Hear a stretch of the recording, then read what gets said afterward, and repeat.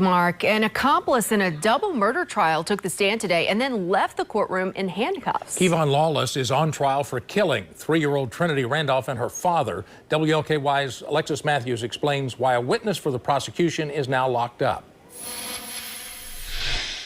A second accomplice in the deaths of Trinity Randolph and her father admitted to being Kevon Lawless's getaway driver, but unknowingly claiming he knew nothing about a shooting on August 14th, 2020.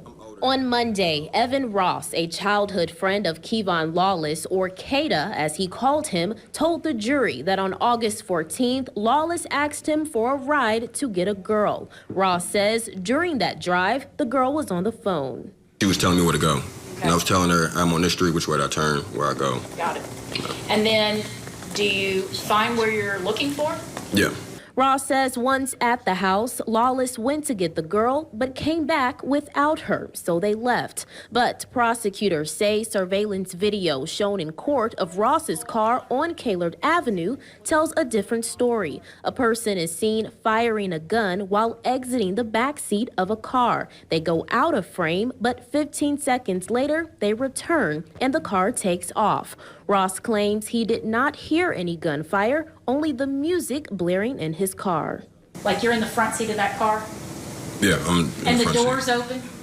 Hmm? Right, and you're telling me that you didn't hear any shots? No, I didn't hear nothing. How loud is your music?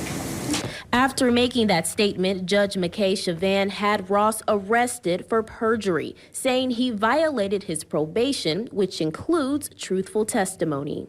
The jury actually laughed when he said he didn't hear the gunshots. It's an absurd thing to say. It's clearly not true, and he's under oath. So, before his arrest, detectives testified that Ross's black Chrysler was found at his home a few days later in the same neighborhood as the murders. When Ross was asked about flyers circulating with a picture of his car, prosecutors called his answer insensitive. After it crossed my mind, after I seen that initial, and I thought about it, yeah. And what did you think about it? It's a sticky situation. Yeah. Well, because I got to tell you, that reaction seems a little heartless when you're talking about two people dead, but in particular a 3-year-old. In Louisville, Alexis Matthews, WLKY News. Thank you.